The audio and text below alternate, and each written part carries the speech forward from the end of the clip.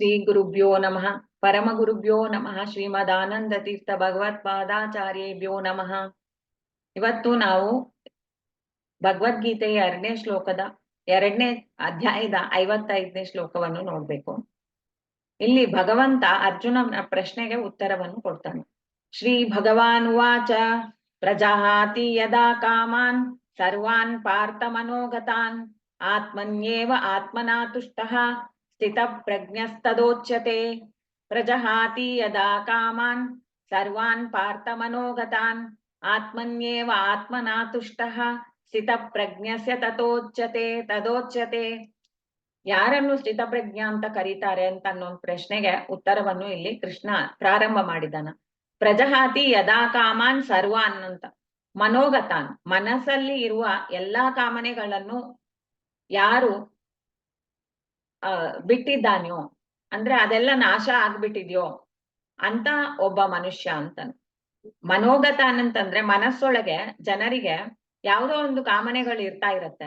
ಆ ಕಾಮನೆಗಳಿಗಾಗಿ ಅವರು ಅದನ್ನು ಪೂರೈಸ್ಕೊಳ್ಳೋದಿಕ್ ಬೇಕಾದ ವ್ಯವಸ್ಥೆಯನ್ನು ಮಾಡ್ಕೊಳ್ಳಕ್ಕಾಗಿ ಆ ಕಾರ್ಯದಲ್ಲಿ ತೊಡಗ್ತಾರೆ. ನನ್ಗೆ ಅದ್ ಬೇಕು ಇದ್ ಬೇಕು ಅಂತ ಯಾವುದೋ ಒಂದು ಬೇಕಾಗಿರೋದ್ರಿಂದ ಅವ್ರು ಅದನ್ನು ಮಾಡ್ಬೇಕಾಗತ್ತೆ. ಯಾವ ಒಂದು ಅಪರೋಕ್ಷ ಜ್ಞಾನಿಯಾಗಿ ಇದ್ದಾರೆ ಅಂತಂದ್ರೆ ಅವರಿಗೆ ತಮ್ಮ ಯೋಗಕ್ಷೇಮದ ಬಗ್ಗೆನೂ ಅವ್ರಿಗೇನು ಆಲೋಚನೆ ಇಲ್ಲ. ಪರಮಾತ್ಮ ಇಟ್ಟಿರ್ಬೇಕು ಅಂತಂದ್ರೆ ಅವನ ಅನ್ನವನ್ನು ಒದಗಿಸ್ತಾನ. ಪರಮಾತ್ಮ ನಮ್ಮನ್ನು ಈ ದೇಹದಲ್ಲಿ ಇನ್ನೂ ಇಡ್ಬೇಕು ಅಂತಂದ್ರೆ ಯಾವ ಪ್ರಾಣಿಯಿಂದವೂ ನಮ್ಮನ್ನು ಕೊಳಿಸ್ಲಾರ, ಯಾರಿಂದವೂ ನಮಗೆ ಆಪತ್ತಿಲ್ಲ. ಅವನ ಇಚ್ಛೆ ಇದ್ರೆ ತಾನೆ, ಅವನ ಇಚ್ಛೆ ಇದ್ರೆ ಅದ್ ನಡಿಬೇಕು ಅಂತ ಅನ್ನೋದೇ ನನ್ನ ಒಂದು ಸಂಕಲ್ಪ ಕೂಡ. ಅವನ ಇಚ್ಛೆ ಅಂತೆ ನಾನು ನಡಿಬೇಕು ಅಂತ.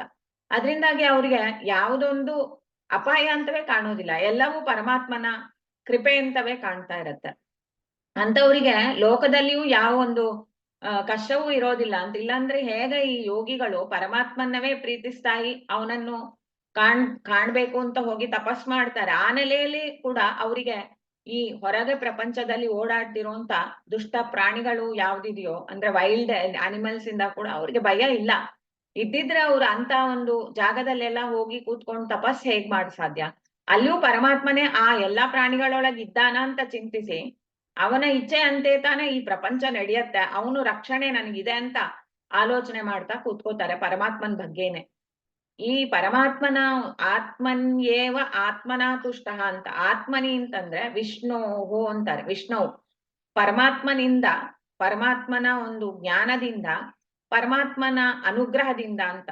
ಪರಮಾತ್ಮನವೇ ಕಾಣ್ತಾ ಪರಮಾತ್ಮನ ಅನುಗ್ರಹದಿಂದ ಈ ಕಾಮನೆಗಳನ್ನ ತ್ಯಾಗ ಮಾಡಿದ್ದಾನ. ಆತ್ಮನಿ ಅಂತಂದ್ರೆ ಪರಮಾತ್ಮನಿ ಸ್ಥಿತ, ಪರಮಾತ್ಮನಲ್ಲಿ ಮನಸ್ಸನ್ನು ಇಟ್ಟ, ಕಾಮನೆಗಳನ್ನ ದೂರ ಓಡಿಸಿ ಪರಮಾತ್ಮನಲ್ಲೇ ಮನಸ್ಸನ್ನು ಇಟ್ಟ. ಈ ಮನಸ್ಸು ಅಂತ ಅನ್ನೋದು ಮತ್ತೆ ಅವನ ಸ್ವರೂಪಭೂತವಾದ ಮನಸ್ಸನ್ನು ಅದ್ರೊಳಗ್ ಪರಮಾತ್ಮನವೇ ಇಟ್ಕೊಂಡ. ಹೇಗೆ ಇಟ್ಕೊಂಡ? ಅವನಿಗೆ ಮಾತ್ರ ಹೇಗ್ ಸಾಧ್ಯ ಆಯ್ತು ಅಂದ್ರೆ ಅದು ಆತ್ಮನ ತುಷ್ಟ, ಪರಮಾತ್ಮನ ಅನುಗ್ರಹದಿಂದ ಅವನಿಗೆ ಅವನ ಪ್ರಸಾದ, ಪರಮಾತ್ಮನ ಪ್ರಸಾದದಿಂದ ಅವನಿಗೆ ಈ ತರ ಪರಮಾತ್ಮನಲ್ಲೇ ಮನಸ್ಸನ್ನು ನೆಲೆನೋಟೋದಕ್ಕೆ ಸಾಧ್ಯ ಆಯ್ತು ಅಂತ ಸ್ಥಿತಪ್ರಜ್ಞ ಅವನನ್ನು ಕರೀತಾರೆ ಅಂತಾರೆ. ಅವನನ್ನು ಕರೀತಾರೆ ಯಾರಿಗೆ ಲೌಕಿಕವಾದ ಯಾವ ಕಾಮನೆಗಳೂ ಕಾಡೋದಿಲ್ಲ, ಮನಸ್ಫೂರ್ತಿಯಾಗಿ ಪರಮಾತ್ಮನ ತುಂಬಿಸ್ಕೊಳಕ ಅವನಿಗೆ ಸಾಧ್ಯ ಆಯ್ತು. ಹೇಗಾಯ್ತು? ಅವನ ಅನುಗ್ರಹದಿಂದವೇ, ಪರಮಾತ್ಮನ ಅನುಗ್ರಹದಿಂದವೇ. ಕೆಲವರು ಮನಸ್ಸಿಂದವೇ ಅವನು ಪರಮಾತ್ಮನ ಒಂದು ಧ್ಯಾನವನ್ನು ಮಾಡಿ ಅದರಿಂದ ಅವನಿಗೆ ತುಷ್ಟಿ ಆಯ್ತು, ಆದ್ರಿಂದ ಅವನು ಸ್ಥಿತಪ್ರಜ್ಞ ಅಂತ ಹೇಳ್ತಾರೆ. ಇಲ್ಲಿ ನಮ್ಮ ಗುರುಗಳಾದವರು ಹೇಳೋದು ಏನು ಅಂತಂದ್ರೆ ಆತ್ಮನ ಅಂತ ಅನ್ನುವಂತ ಆತ್ಮ ಶಬ್ದ ಎರಡಿದೆ ಇಲ್ಲಿ. ಆತ್ಮನಿ ಅಂತ ಅನ್ನೋದಕ್ಕೂ ಪರಮಾತ್ಮನೇ, ಆತ್ಮನ ಅಂತ ಅನ್ನೋದು ಪರಮಾತ್ಮನಿಂದವೇ ಅಂತ.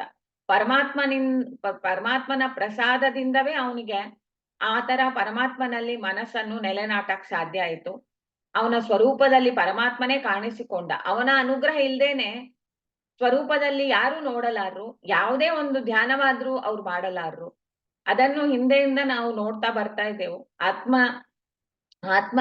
ಆತ್ಮವಾನ್ ಅಂತ ಅವನನ್ನು ತಿಳಿತಾರೆ ಅಂತ. ಅಂದ್ರೆ ಒಳಗೆ ಇದ್ದು ನಿಯಮನ ಮಾಡೋಂತ ಆ ಸ್ವಾಮಿಯೇ ಆಶ್ಚರ್ಯವಾಗಿ ಇರುವಂತವ.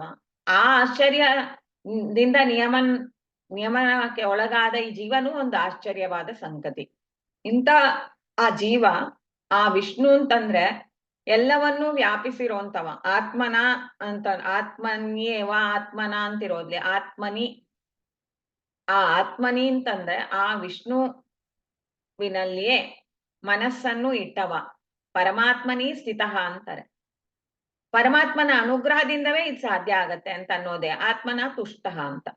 ಅವನ ಅನುಗ್ರಹದಿಂದ ಅವ್ರಿಗೆ ಈ ತರ ಆ ಪರಮಾತ್ಮನನ್ನ ಸಾಕ್ಷಾತ್ಕರಿಸಿಕೊಳ್ಳೋದಕ್ಕೆ ಸಾಧ್ಯ ಆಯಿತು. ಎಲ್ಲಾ ಕಾಮನೆಗಳನ್ನು ಬಿಟ್ಟು ಅವನೊಬ್ಬನೇ ಬೇಕು ಅಂತ ಅವರು ತುಂಬಾ ಕಾಲದಲ್ಲಿ ಪ್ರಯತ್ನವನ್ನು ಮಾಡಿ ಪರಮಾತ್ಮನಿಗಾಗಿ ಅವರು ಹಾತೊರೆದ್ರು. ಅವಾಗ ಪರಮಾತ್ಮ ಅವರಿಗೆ ಪ್ರತ್ಯಕ್ಷ ಆದ. ಅಂತವನ್ನ ಸ್ಥಿತ ಪ್ರಜ್ಞಾ ಅಂತ ಕರೀತಾರೆ ಅಂತ ಅನ್ನೋದನ್ನ ಇಲ್ಲಿ ಹೇಳ್ತಾರೆ. ಶ್ರೀ ಕೃಷ್ಣ ಅರ್ಪಣಮಸ್ತು. ಹರೇ ಶ್ರೀ.